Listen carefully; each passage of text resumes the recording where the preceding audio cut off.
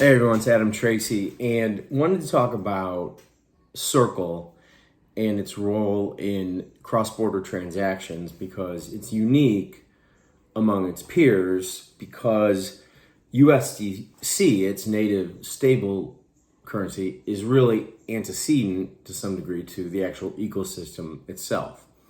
And if you are a money transfer business like in the United States, Canada, and you want to connect and partner and utilize the Circle ecosystem, it's like a process, right, of becoming a member, much like becoming a card member with Visa, MasterCard, but not perhaps as intensive. But the number one obligation, right, is having the requisite money transmitter licenses and being registered as an MSB, money service business, right? Circle won't allow you to open an account for different reasons, but if they find out you're doing money transfer, they can close the account, freeze the funds, and you're in just, the morass of trying to get it back.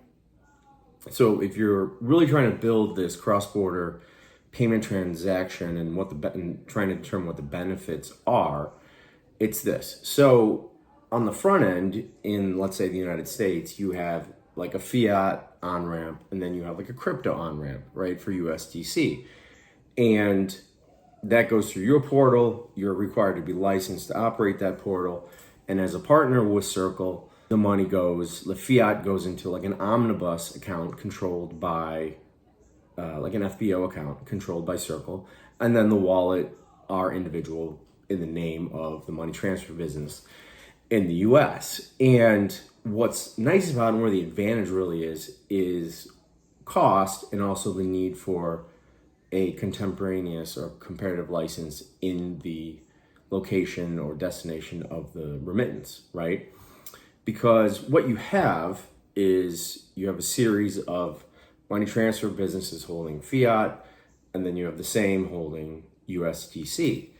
And with Circle's platform, they have the ability, through the use of aggregators and relationships and licenses abroad, to effectively close the back end of the transaction without you needing, the initiator, an additional license or anything like that. The one requirement is that you, as the US-based money transmitter, need an account with the ultimate destination, right? Like where the remittance ends effectively. So that's number one. It avoids that whole morass, and especially when you think about like remittance to Africa and places like that, which can be very difficult to find a correspondent bank and all that. It kind of takes that out. You just need to know where to go, and Circle will tell you, and you can open an account. And as long as Circle's ecosystem can see a matching account, then either the fiat or the USDC will go there, right? And then for further deduction to the actual recipient. But inside the ecosystem, there are these efficiencies, right? Because you have things like Swift, you have holidays, right? And all these things impair the efficiency of the movement of fiat currency, because what you have is like excess cost because you have like Swift system fees and all that. You have days where you can't even utilize it because it's a holiday, so on and so forth. And holidays obviously change throughout the world. So, you see like a Wise, which has a good platform, but you have like 4-day turnaround times to deliver money. Well, within the ecosystem, you have players who are effectively taking advantage of that, right? And especially the ones that are holding the USDC. Because what they can say is, okay, money transmitter business A wants to get $100,000 to India immediately or as quickly as possible and as cheaply as possible. We're holding USDC, you're holding fiat. We'll do the settlement through USDC, which is cheaper, and we'll charge you a little VIG, right? We'll charge you a little bit of interest, which is pennies on the dollar, but when you aggregate it for that intermediary in the Circle ecosystem, it's a great deal, right? And then you get through aggregators and all these things, and like everybody's sort of just like pushing the transaction along faster. So the beauty is you can send the money into the system, whether it be fiat or USDC, and it's going to get there and reroute it as fast as humanly possible because of the nature in which Circle operates. because ultimately they want to push you onto the stablecoin, onto the USDC. That way they can transact at the lowest cost and quickly and get the money out of their ecosystem, right? So if you think of like traditional remittance where you're correspondent bank to correspondent bank, and this even like a Western Union, it's wildly expensive and it's wildly time consuming versus what Circle has created.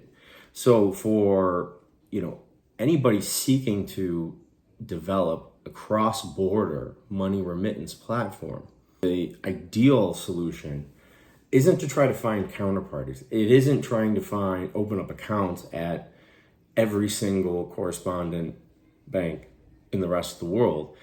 It's to work through a Circle, right? And there's some alternatives, which I can talk about later, but Circle sort of set out to be a peer-to-peer money transfer business and then sort of morph into this cross-border, like B2C type organization, which has been wildly profitable for them. And they are leaning on the efficacy of USDC, right? And the parties that are partners that are licensed in the various respective locations and side to side can play that arbitrage, right? And provide liquidity that traditional remittance can never do, right? They just can't replicate that because the banking system isn't that fast when compared to crypto, to blockchain. So it's a really interesting thing, and it's not necessarily like a slam dunk to open an account at Circle. Like, you can open an account, but again, if you don't have the requisite licenses and they find out, it's like you run into the problem I've talked about a million times before. Like, they're just gonna sequester the money and then good luck getting it back in any reasonable amount of time. And that's not a knock on Circle, it's just that's what you have to do. So, it's, in my mind, if you're starting any kind of remittance or money transfer business that is heavily, weighing on cross-border payments to make the thing go, Circle's your first stop, right? And you don't have to worry about the intricacies and sort of how things are going through it because the counterparties are all there already, right? Like, there's enough redundancy on the platform that those opportunities to self-settle and advance and then pay, a modicum of a fee that really doesn't even compare to like a Swift transfer is going to be greatly beneficial to you to pay that. One, because it's cheaper, and two, because your client can be more happy. So if you have questions about how you integrate with Circle, get started with Circle, or just in general, how you want to start a money transfer business, definitely hit me up, Adam at adamtracy.io. Happy to answer any questions you have, and I'll talk to you next time. Cheers.